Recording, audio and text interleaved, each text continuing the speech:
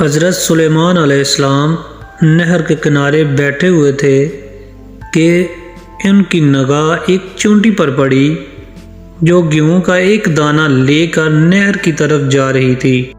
حضرت سلیمان علیہ السلام اس کو بہت غور سے دیکھنے لگے۔ جب چونٹی پانی کے قریب پہنچی تو اچانک ایک مینڈک نے اپنا سر پانی سے نکالا اور اپنا منہ کھولا تو یہ چونٹی اپنے دانے کے ساتھ اس کے منہ میں چلی گئی۔ مینڈک پانی میں داخل ہو گیا اور اب پانی میں ہی بہت دیر تک رہا۔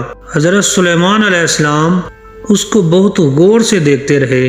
ذرا ہی دیر میں مینڈک پانی سے نکلا اور اپنا منہ کھولا تو چونٹی باہر نکلی، البتہ اس کے ساتھ دانہ نہ تھا۔ حضرت سلیمان علیہ السلام نے اس کو بلا کر معلوم کیا کہ ماجرا کیا ہے، کہاں گئی تھی؟ چونٹی نے بتایا کہ اے اللہ کے نبی، آپ جو نہر کی تہہ میں ایک بڑا کھوکھلا پتھر دیکھ رہے ہیں، اس کے اندر بہت سے اندھے کیڑے مکوڑے ہیں۔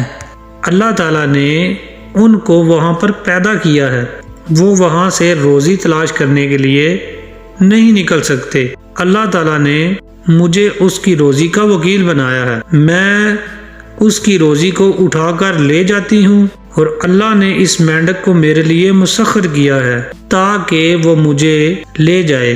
اس کے منہ میں ہونے کی وجہ سے پانی مجھے نقصان نہیں پہنچاتا، وہ اپنا منہ بند پتھر کے سوراخ کے سامنے کھول دیتا ہے، میں اس میں داخل ہو جاتی ہوں۔ جب میں اس کی روزی اس تک پہنچا کر پتھر کے سوراخ سے اس کے منہ تک آتی ہوں تو مینڈک مجھے منہ سے باہر نکال دیتا ہے۔ حضرت سلیمان علیہ السلام نے کہا، کیا تو نے ان کیڑوں کی کسی تسبیح کو سنا؟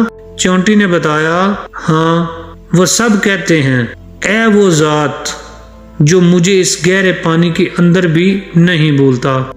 دنیا میں اللہ تعالیٰ کی جتنی بھی مخلوق ہے وہ اللہ تعالیٰ کی تسبیح حمد و ثنا بیان کرتی ہے۔ اللہ تعالیٰ نے ان کی روزی کا ذمہ لیا ہوا ہے، جیسا کہ آپ نے حضرت سلیمان علیہ السلام کے قصے میں محسوس کیا ہے کہ اللہ تعالیٰ کیسے اپنی ہر ایک مخلوق کو رزق پہنچا دیتا ہے۔ لہٰذا ہمیں بھی اپنے رزق کے بارے میں پریشان نہیں ہونا چاہیے، کیونکہ اللہ تعالیٰ نے ہمارے رزق کا ذمہ لیا ہوا ہے۔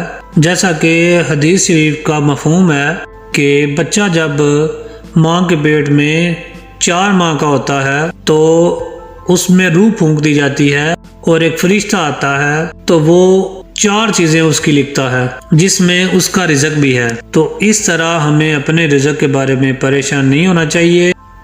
تو اس طرح مجھے ایک واقعہ یاد آ رہا ہے، وہ میں آپ کے ساتھ بھی شیئر کروں گا۔ وہ یہ ہے کہ ایک انسان جب اس کو پتہ چلا، جب اس نے کسی سے سنا کہ اللہ تعالیٰ نے ہر انسان کے رزق جو اس نے اس کے مقدر میں لکھ دیا ہے وہ اس کو ضرور ملنا ہے، تو اس نے تہیہ کر لیا کہ میں دیکھتا ہوں کہ وہ رزق مجھے کیسے ملتا ہے۔